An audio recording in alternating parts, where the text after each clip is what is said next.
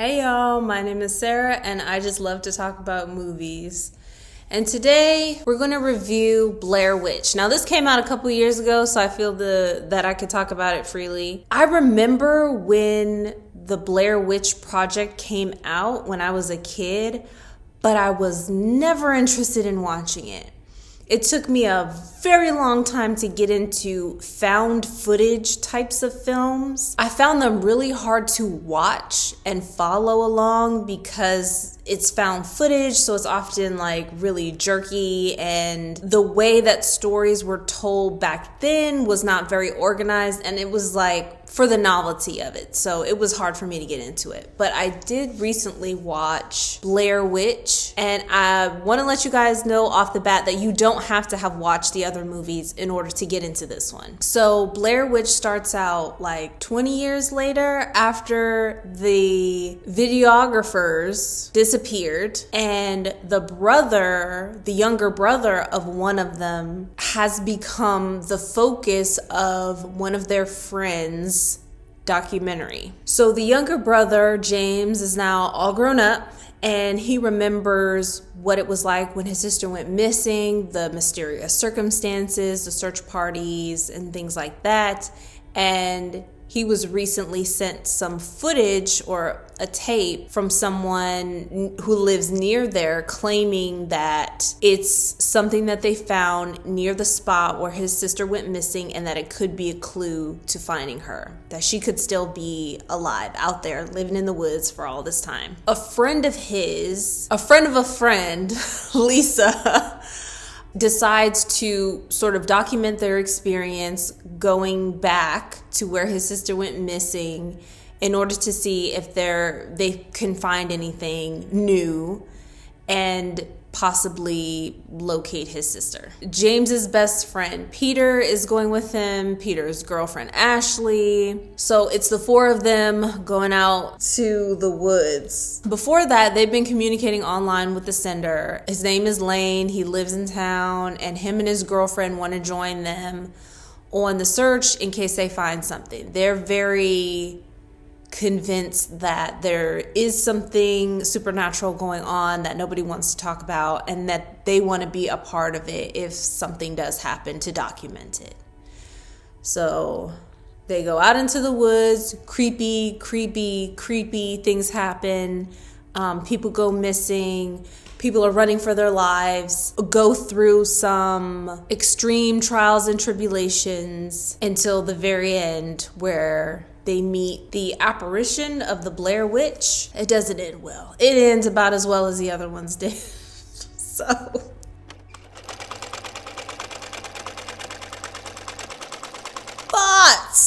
thoughts about this movie.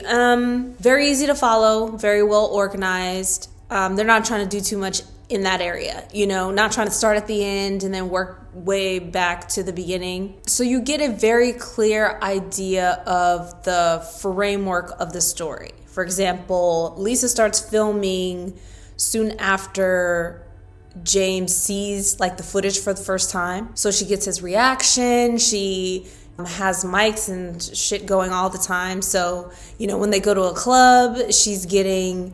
because they think about it. They take the time to think about it. Realistically, what do you think you're going to find? And he's like, I have to go. That's my sister. Even if I don't find anything, I have to go just to know that I've done everything that I can, And that's relatable. He convinces his best friend to go and bring his girlfriend, and they head out into the woods. And the woods are regular woods. They're not creepy, but they're not exaggeratedly creepy. They've got water and food and walkie-talkies, and she's got a drone, all the things that one would need in order to go out there. Where the story started to go off the rails for me was not that.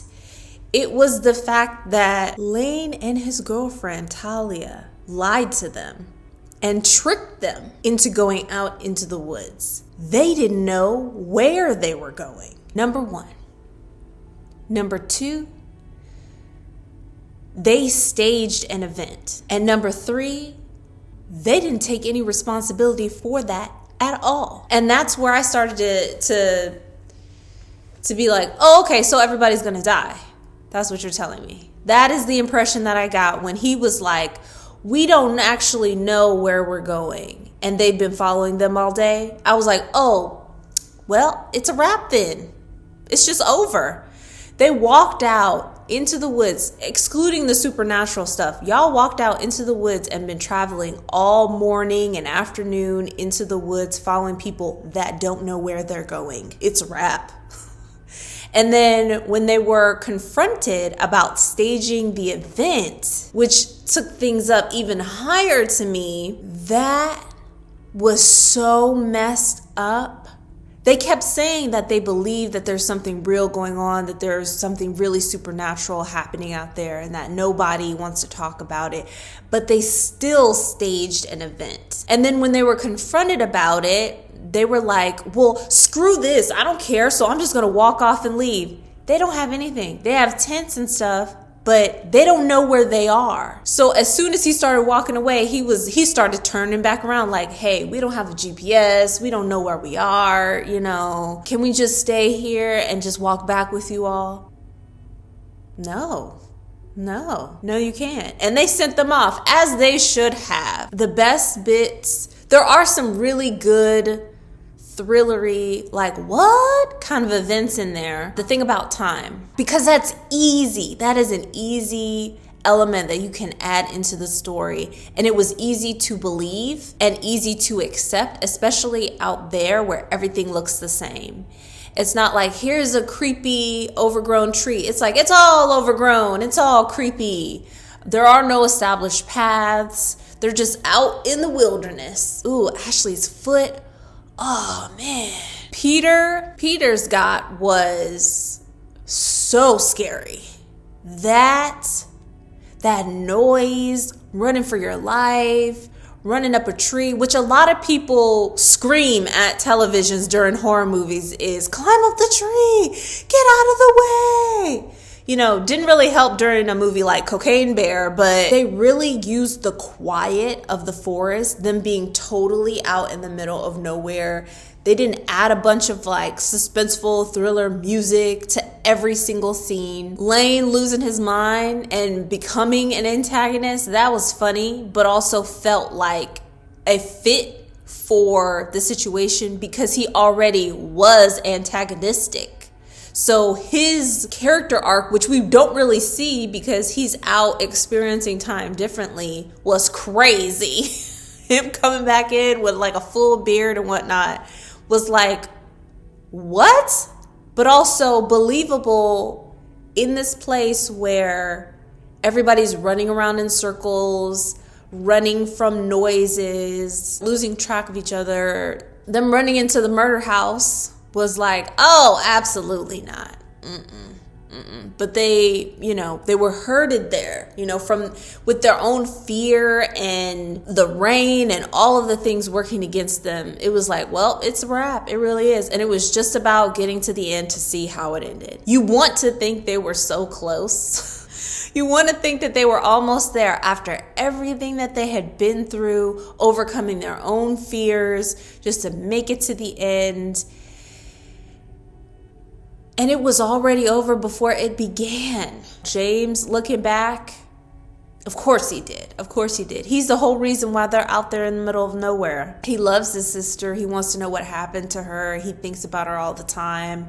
Her death was like this huge media event. And yeah, that made sense to me. Lisa, that girl, Lisa, deserves a freaking like Golden Globe, Emmy, her whole journey, crawling through that tunnel and that man getting snatched away and her like having to stand there, but still having enough of her wits about her to figure out that she needs to get out of there, that it's going to keep testing her until she turns around, trying not to let her fear, cloud her judgment. And then at the very last second, she turns around and gets got.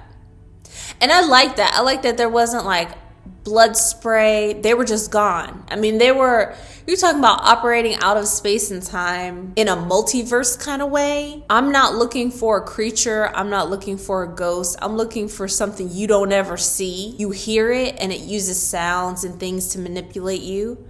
but you never actually see what it is. And I like that. I was like, yes, let's keep it very simple. Really, besides Talia's death, which was horrible and brutal and sudden and really kicked things off, a lot of people died just from their own fear, falling out of trees and whatnot. But that tree falling on Peter was like terrifying, because you're in the dark already and you hear things that sound familiar and are not familiar, and you're trying to figure out what's going on. When a tree comes at you, what do you do? Anyway, I thought it was a really good found footage horror film. Pretty straightforward, not a lot of things left unsaid or unresolved.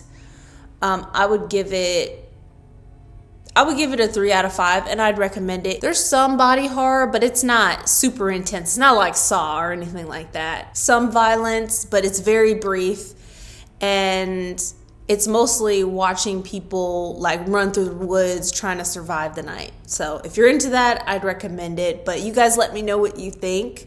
Thank you for spending your time here with me today. I really appreciate it, and I'll see you all next time.